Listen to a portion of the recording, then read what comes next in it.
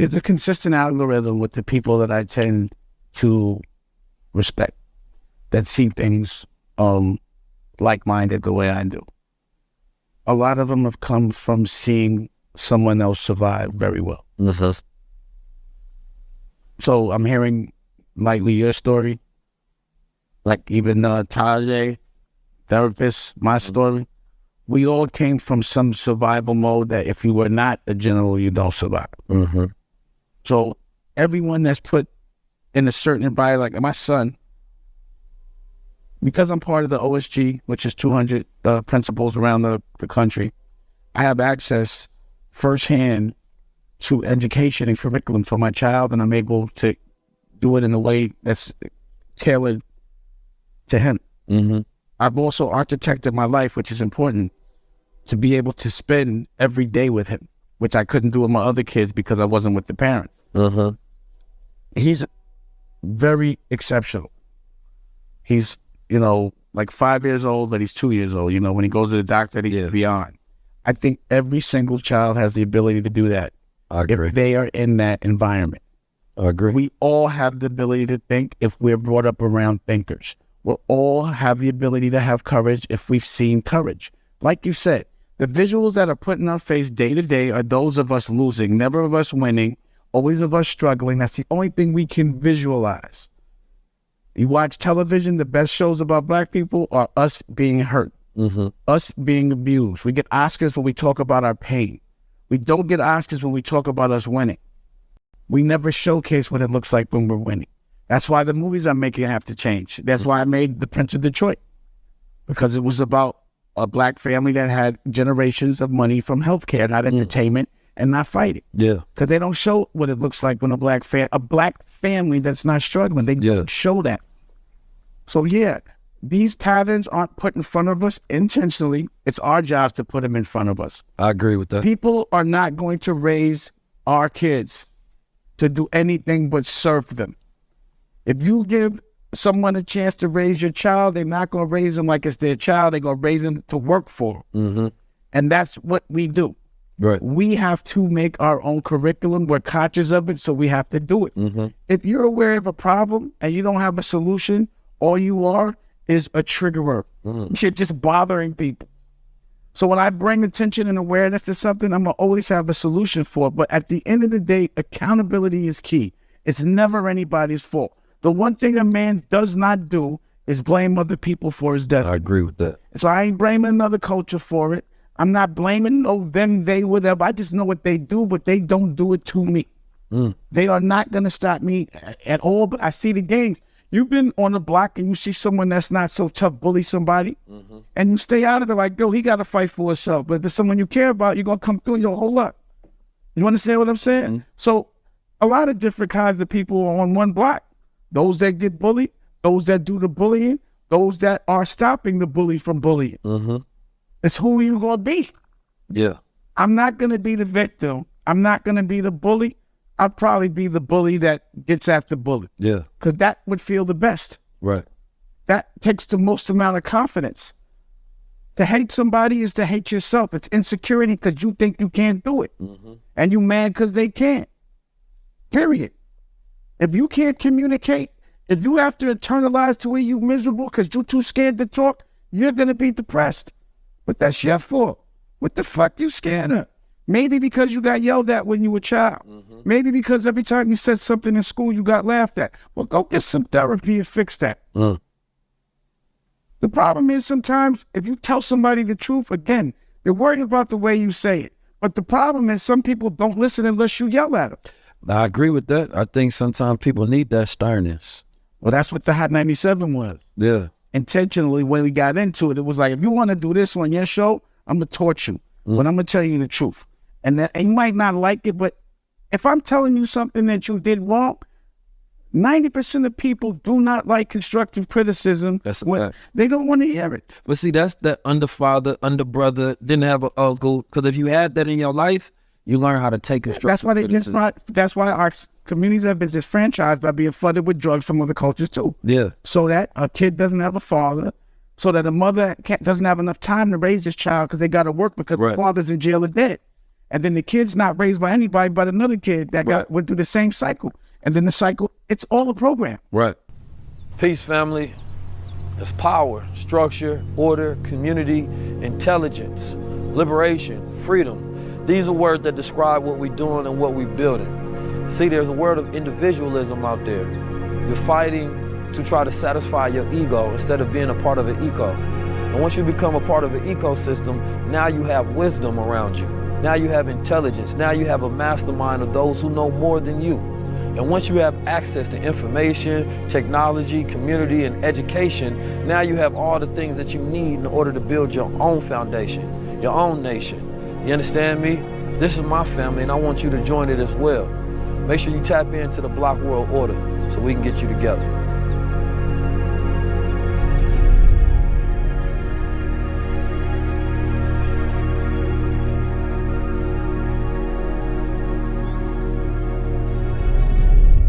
So, we exist in a matrix, at least our matrix, right? And everybody got a different aspect of thinking when it comes to that idea. When it comes to going from, let's say, a normal being, right? A person that lives a mundane existence is really unaware. You know, the word woke has been hijacked so much, I don't use that at all. You understand me? But the idea of becoming divinely conscious to a point where you can ascend and become an ascended master, where you can live above, right, this reality, this program, right? What are some of those factors that you have to go through? Like, was there a point in your life where you felt like you was just in the matrix, you wasn't vibrating above it? And what are a few things that you did or people that you was introduced, you understand me, that set you on a different path of thinking? I think it was my ideal started to change when I attained what was perceived as the ultimate success. So, you know, when we were selling so many records and had all these big companies together, the money wasn't what I thought it would be. The people were unexpectedly disappointing and uninspiring. And I was just like, this is not wealth, because none of these people are happy. What I see is people that are extremely insecure. When you're unsure all the time, that must be an unhappy feeling. To not be confident and have to be worried about what other people think about you every day. So what I started to do was say, I'm starting to feel like one of them. Like if I don't feel like one of them, I'm sure looking like one of them.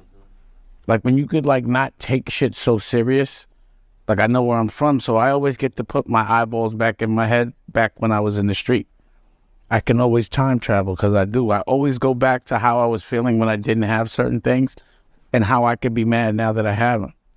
How could I be upset now that I have these things that I didn't think that I thought would make me happy now that I have them? Why am I always so angry? Why am I always fighting all the time? Why am I, trying to stay off the street, but I'm always in jail? Why am I always in court? Why can't I bring my daughter in this environment? I don't trust my daughter in this environment. Someone has a gun. So with all of that said, and then, just being aware of what it was to perceive make it was a gift and a curse possibly, because I know what was perceived as the dream ain't really the dream. But I was so confident and so happy before certain things happened that I knew that it wasn't right. And the only time, like if you've never been happy, you might not know what it feels like to be happy. If you've been unhappy all your life and been losing all your life, you don't even know how to act when you win. That's a fact. You're like, you don't even know what winning is and how to enjoy it and none of that shit. So you got to be winning when you don't have money. You got to be rich when you don't have money. Like, no matter how much money I have in the bank, since I've been like 15, there was not any girl that I didn't think I could get. Right. I don't care who had money. Yeah. No matter how famous somebody was or how much celebrity they had or how many records they were selling, I still in my heart believe that if me and you are in the same room and there's a girl, I'm getting her. And that's what would happen. Right. And that made people extremely uncomfortable because it don't matter what you got physically, it's how you feel about yourself. That's a fact. That's always been my whole thing. Like I said, I told you I got 7 brothers. So you got to learn a superior confidence. They all look like me. You understand? My brother is the older one. He the one taught us the game. So we had to ascend above him or equal to him in order to have that superior confidence. Now, in an environment where we all have that superior feeling about ourselves, you understand me? The choice is left up to her, but only to a certain extent, because even everybody may think that they confident, but somebody's always gonna shine more. You understand me? That's just the way it is. But that's the beauty of the Honorable Minister Louis Farrakhan said that you got the sun, right? The sun extends its light everywhere. But wherever the sun doesn't reach in the universe, that's where the other stars are for, right? And so what it allows you to do is to coexist. You understand me? Like when you think in abundance, right? And you think about the law of abundance, it's never one of those things to where I can't share power with you. I can't share resources with you. I can't share this earth or this universe with you. You understand me? Because there's an infinite amount of space for us to be able to conquer, right? It's only when we going after the same thing, right? Or you don't want for your brother what you want for yourself, then it becomes that type of energy where it becomes envious. It becomes jealous. Well, look what happens in the celebrity circle. Yeah. There's so many girls out there, but everyone wants to smash the same girls, right? And then motherfuckers start getting hurt over it. Yeah. And that would be my thing. I don't need to mess with my friends' girls. Yeah. There's so many, so what, you ain't got nothing to worry about if that's your girl. Yeah. You understand what I'm saying? Like, but that would be the issue. Yeah. Someone that's not confident is always going to be worried about somebody that is, no matter what. You know what insecurity's biggest fear is? Someone that's not, that is secure. Right. A confident person is the scariest thing to someone that's not confident. And most people aren't confident because they're not there because they're really good at what they do. They're there because they've taken someone else's, taken the credit for something somebody else did. And confidence, sometimes your confidence can make other people question themselves.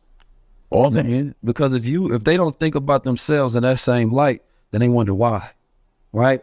And for me, I don't believe in perfection because I always say that, perfectionism is built on insecurities, never believing you're good enough, right? Instead of saying, no, just get started. You wait 10 years to start one idea because I don't think I got it right. It's not the right time. I ain't got enough money. I ain't with the right people. But then you got somebody who can start, something that's unfinished and they can do great because they don't mind building in front of the people. I'm a type of person, I'll build it in front of you. It ain't got to be perfect now, but I'm going to leverage what I built so far so I can build the rest. Then I'm going to learn from the lessons. I'm going to take in, this is what the customer said. This is what they said they don't like. I'm going to build it based off the feedback. But there's so many people that are, they feel like they have to be perfect in order to step out there in the light. I don't mind you seeing my flaws because I don't know a human being that's perfect. Well, to me, anything that presents itself as perfect is evil because that's a trick. It doesn't exist. And I've always thought that it was cool to make mistakes and have accountability. I always thought that was the strongest thing to do, was to be wrong and say you're wrong. To make a mistake and say, I did it wrong, let me do it better next time. I always thought that was cool. I never thought being wrong and pretending you're right just because you don't want to lose an argument or because you're afraid of what people think about you. You look corny doing that. Yeah. So that's what it is. Yeah. Perfection is being able to brace imperfection and make imperfection look cool. If I fall, I'm going to do it so cool that people are going to start falling the way I fall. When I broke my leg, all of a sudden I noticed everybody started breaking it. You know what I'm saying? I'm diabetic, now everybody want to be diabetic. I've literally had on my Instagram, people like, damn, you make diabetes look cool. Yeah. I want to test my blood. Yeah.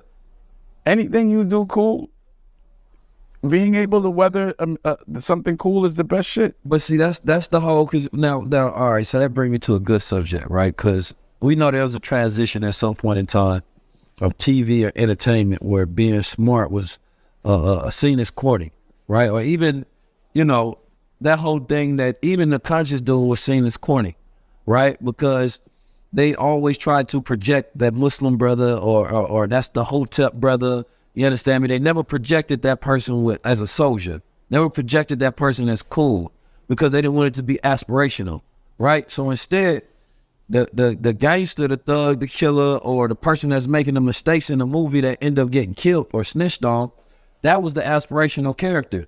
But the characters that they could have made archetypes for people to be inspired by, they decided to make those things that, you know, looked at as, you know, something that you shouldn't want to be, essentially. That's like asking your warden to give you the key to get out of jail. Yeah, I know. That's why. They're not going to give you the key to get out of jail. But see, what I'm getting to is when we making a movie, you understand me? I'm the main character. Let's write it. It's in Oakland. It's this black Muslim guy. And you got to throw a twist, because I don't feel like we throwing enough sci-fi movies. For some reason, he got this ability to read people's minds. I got a zombie movie I could show you real quick. Yeah. I just made it into a comic book. You want to see it? Yeah. It's like, you get Black Panther. Black Panther was probably like, imaginatively, you know, the way they was able to create, you know, a picturesque world. If this was like black people that had their own spot and it was never colonized, right? That first movie was dope, right? I hold my regards on the second one, but that first movie was dope. And to the point where you look at the laboratory, they had graffiti in there. There's a black director. Yeah, he's from Oakland. Yeah. You know what I'm saying? But that's what I'm saying. Like, we need more movies that spark the imagination, because most of our movies is based on actual reality. Yeah. You know what I'm saying? So it's like, when you can do that, though, you stretch the field of thinking for children, for people that grow up. Like, you got an expansive type of thinking rather than one that's stuck by what you see. The sole purpose of us being smart is to be smart enough to promote ourselves, to make our own movies, to write our own books, to make our own albums, to come together and create distribution so we don't have to ask anybody. Smart people will realize that nothing is going to get given. If you're smart and you're willing to give away your master, if you're smart and you're willing to give your smart to somebody else to benefit from it, then you'll get paid a man-made dollar. It might not be enough that you can't quit. You'll always have to work. It's almost like when you snitch, you on the clock. Yeah. When they call you, you got to come. That's all that. So it's our responsibility in this day and age to, because of the awareness and the freedom that we have based on the internet, based on the metaverse. Thanks. It's my comic book. You need to check that one. That's all. It's our responsibility to do that. And we can. And that's the purpose of sticking together. Yeah. If I'm good at making movies and you not, then we can make a movie. If you good at throwing shows and I'm not, then you could throw the show. That's the purpose. None of us are meant to be good at everything. Yeah. We're meant to collect. See, this is the difference between us and other cultures. When one of us make money and we give it to the people we love. When one of them make money, one of their uncles make money, one of their cousins make money, because they all do different things, but they all related. Yeah. And it just collectively they do it. Collective economics. We don't do that. If you're good at this and I'm good at that, then we could do things together. If you good, if you strong at that and I'm weak at it, but you weak at something that I'm strong at, that's perfect. Right. Now you can focus on what you do. I can focus on what I do. Right. That's the purpose of sharing resources. But see, now I would say our generation, not, you know, this generation, and it's not to say that people haven't tried it every generation and made successes, micro successes, but I feel like this generation has the opportunity of looking at all of the mistakes and saying, we don't want that though. We don't like the way you didn't share information with each other. We don't like the way you didn't collaborate with each other.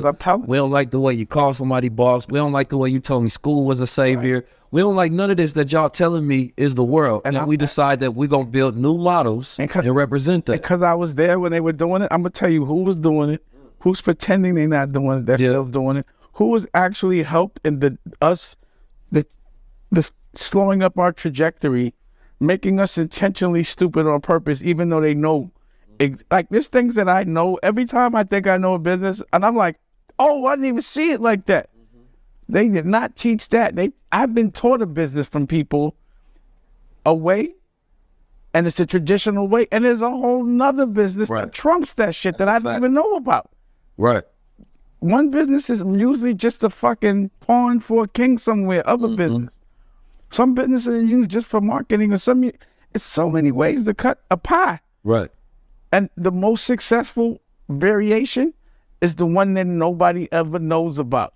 Yeah, that's the one that you can't really get in. Only to get in, you got to know about it. You got to know about it. Somebody got to teach you. Open the floodgates. You know how they start to change the rules after that. Because it's their rules. Yeah, it is. If we learn their game, the only way... And that's that quiet money too, but big money. Let me tell you my thing. If you know the metrics of the matrix, you can beat the matrix. Period. If you know how the matrix works, then you can win. Yeah. Just like if you know and understand finance, you can make a lot of money in a recession.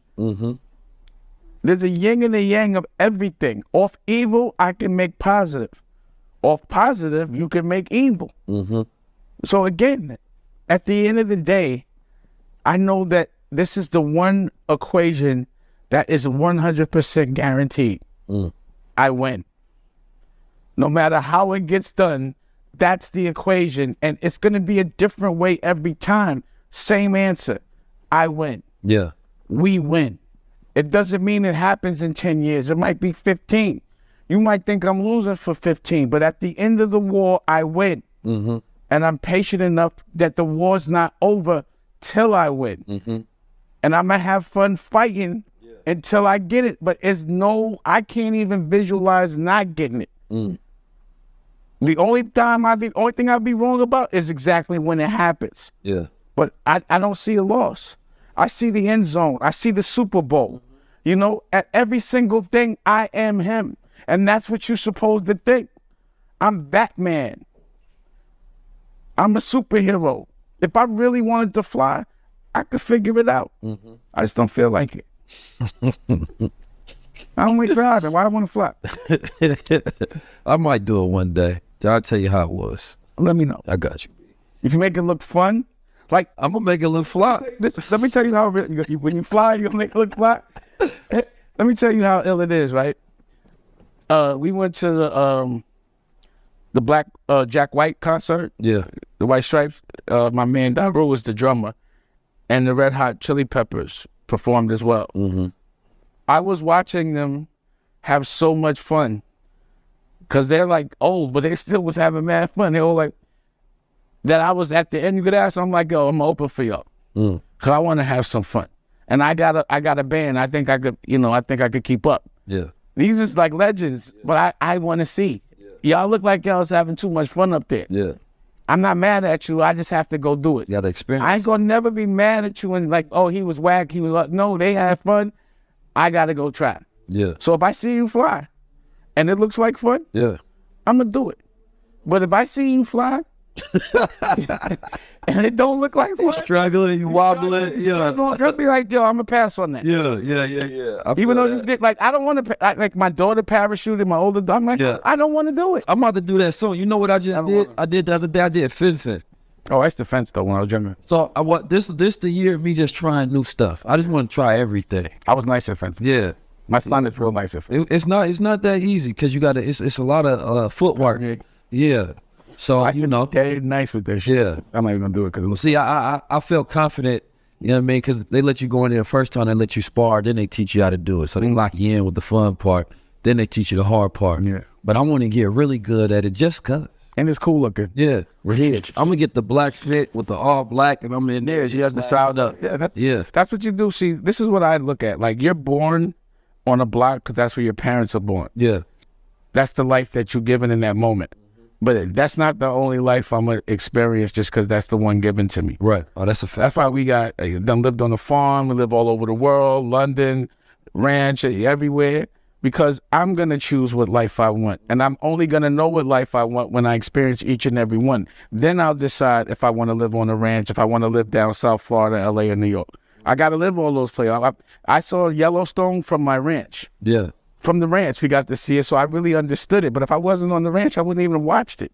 How do you like, so you once told me that when you went to Minister Farrakhan farm, he taught you about, farming, right? Were you into it before that? Or did that get you into it? I was talking about it because it made logical sense. And then he kind of like sent for me.